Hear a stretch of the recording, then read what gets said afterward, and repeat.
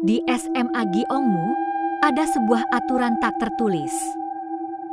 Jangan pernah naik ke atap setelah matahari terbenam. Hyun So, siswa kelas 2 yang terkenal pendiam, tidak percaya dengan rumor itu, namun setiap malam, ia selalu mendengar sesuatu dari arah sekolah, bunyi tet. Seolah seseorang berjalan di atap gedung sekolahnya. Suatu malam, rasa penasaran mengalahkan rasa takutnya. Ia membawa kamera sekolah dan memanjat ke atap. Sesampainya di sana, ia melihat sosok remaja perempuan berdiri memunggunginya. Rambutnya panjang menutupi wajah. Kakinya menggantung seolah tidak menyentuh lantai. Saat Hyun So memanggilnya, sosok itu perlahan menoleh. Namun sebelum wajahnya terlihat, seseorang menarik Hyun So dari belakang. "Apa kau mau mati?" Suara perempuan itu berdesis. Gadis itu adalah Jinah, ketua klub jurnalis. "Aku menyelamatkanmu." Itu bukan manusia. Keesokan harinya, Jinah menunjukkan sebuah artikel lama di arsip sekolah. Kasus siswi hilang 10 tahun lalu masih misteri. Foto di artikel itu sangat mirip dengan sosok yang dilihat Hyun So tadi malam. Nama siswi itu adalah Seulbi, anggota klub teater yang menghilang tanpa jejak. Banyak saksi berkata mereka melihat bayangannya di atap sekolah beberapa hari sebelum hilang. Jinah mengaku telah menyelidiki kasus itu selama berbulan-bulan. Namun setiap kali mendekati kebenaran, ia selalu diganggu oleh bayangan yang mengikuti. Hyun So tidak ingin percaya hal gaib. Tapi kamera yang ia bawa malam itu tiba-tiba menyala sendiri dan memutar rekaman. Di layar terlihat sosok Seulbi berdiri di belakangnya. Tersenyum tipis. "Tolong temukan aku." Hyun So merinding. Itu suara seorang manusia, namun matanya bukan milik manusia. Hyun So dan Jinah menyelidiki ruang klub teater. Ruangan itu gelap, berdebu, dan tampak seperti sudah lama tidak digunakan. Namun di papan pengumuman, ada sebuah naskah drama yang belum pernah dipentaskan. Bayangan yang tidak kembali.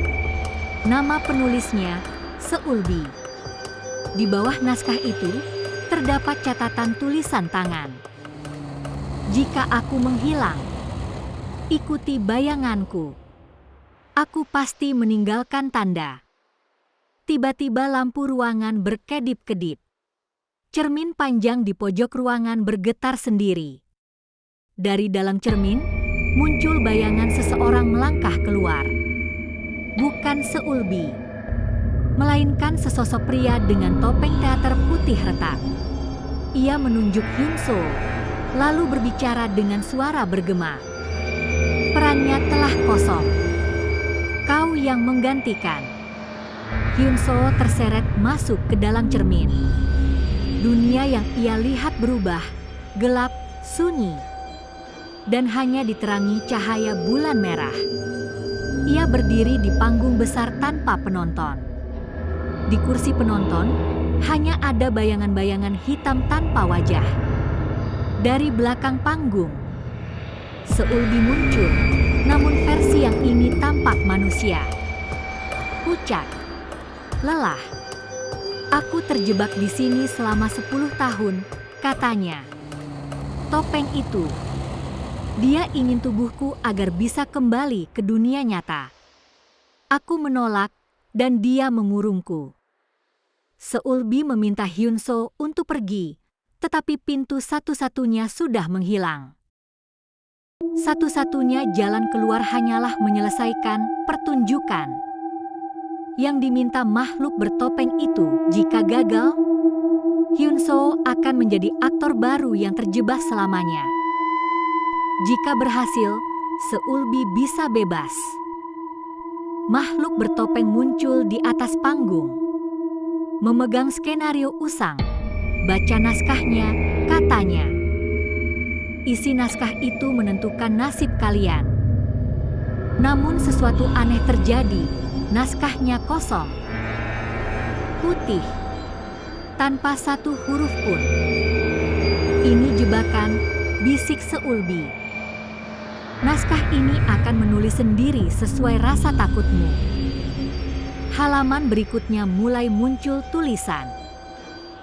Karakter utama mati di akhir cerita. Air muka Hyun Soo menegang. Untuk melawan naskah itu, Hyun Soo harus menulis ulang akhir ceritanya sendiri dengan tintanya, darahnya, atau keberaniannya. Ia menatap bayangan-bayangan penonton yang mulai mendekat. Hyun Soo merobek halaman terakhir naskah tersebut dan berteriak, "Aku memilih akhirku sendiri." Naskah itu terbakar oleh cahaya putih yang muncul dari tangan Seulbi. Makhluk bertopeng itu berteriak marah dan tubuhnya pecah menjadi bayangan asap. Dunia panggung runtuh. Hyun Soo terbangun di atap sekolah saat matahari terbit. Kamera di tangannya menyala. Di layar, ia melihat bayangan Seulbi perlahan memudar sambil tersenyum. "Terima kasih. Akhirnya aku bebas." Setelah itu, bayangannya lenyap bersama cahaya pagi. Jinah muncul beberapa menit kemudian, memanggil namanya dengan panik. Hyun Soo tersenyum lemah. "Sudah selesai," katanya. Namun saat mereka hendak turun dari atap, Jinah berhenti. "Hyun Soo, bayanganmu barusan bergerak sendiri." Hyun Soo menoleh cepat. Bayangannya memang bergerak, menatap mereka dari lantai. Seolah punya pikiran sendiri. Lalu bayangan itu tersenyum. "Giliranmu sekarang."